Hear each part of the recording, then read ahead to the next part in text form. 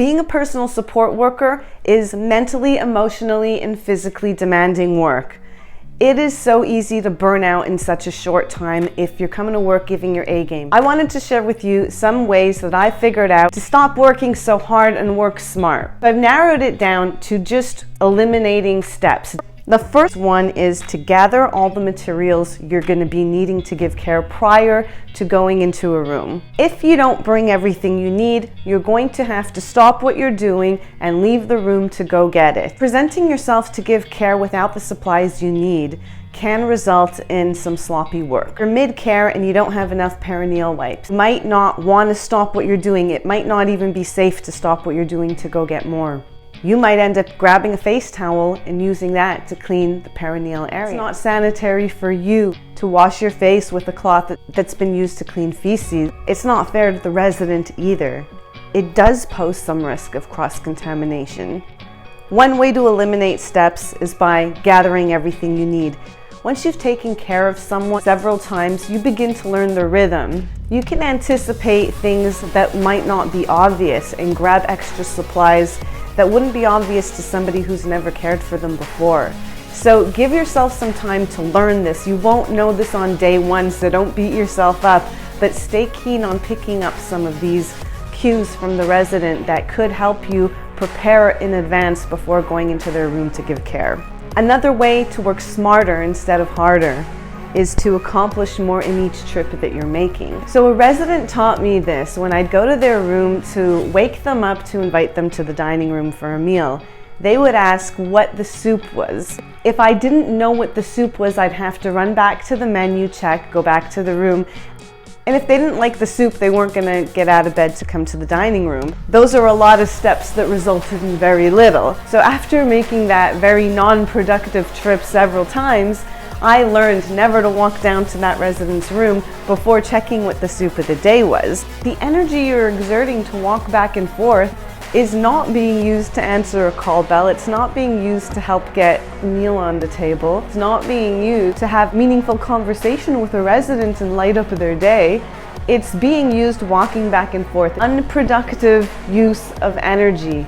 And if you're using energy like this, you might find yourself rushing through other more meaningful aspects of your work. I found it very important to me to make every step count. And in order for me to do my job well and sit down and get an entire meal into a person who can't do it for themselves, I need to have an appropriate amount of time to do that properly. If I'm scattering my time and efforts into unproductive avenues, I'm not setting myself up to have the time and ease it takes to sit down and be patient and feed a resident that can't feed themselves. I don't want to skimp on any of the responsibility I have to these residents. Using my time unwisely and tiring myself out makes me less available to give them the undivided attention they need at times, need and deserve. Something that turbo-powered my day in terms of working smarter instead of harder was getting my feet into some comfortable footwear. I had gone on a hike on one of my days off and I tore up the back of my heels with blisters. I didn't want to put my feet into some nursing shoes because they would prevent my blisters from healing, maybe even make them worse. So I ordered a pair of nursing Crocks because they were open at the back. And I worked one shift in nursing Crocks, and let me tell you, they turbo-powered my day. Having the kind of support your feet need add hours to what you can do. Feet don't hurt as much, your legs don't hurt as much, your back doesn't hurt as much. Your body overall feels well supported. So I highly encourage nursing Crocks, but look into it first. Some facilities might not allow an open back shoe because it does expose the back of the foot to injury. So it does make sense why they wouldn't be allowed, but my goodness, if you can wear them where you are, give them a shot. The reason I prioritize physical comfort is because a lot of our day requires us to put our back into it, in the sense that our weight is counteracting with their weight to get them out of a chair, to get them onto a toilet.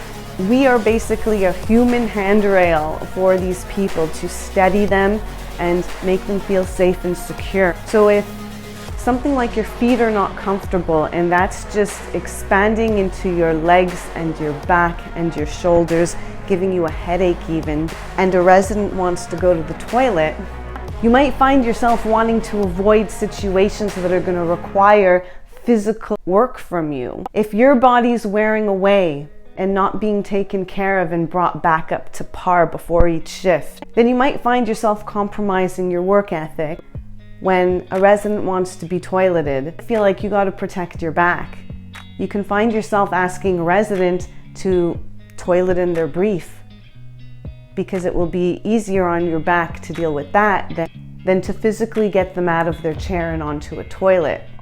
So guys, this list could have been a lot longer than it is. I'm narrowing it down to working smart by eliminating steps and 3 ways we could do that. I hope some of these tips were helpful. Thank you all for the work that you do. If you don't hear it enough, I'm telling you, there's a place in the world for kind, compassionate people who want to take care of those who can't. There's absolutely a place for that.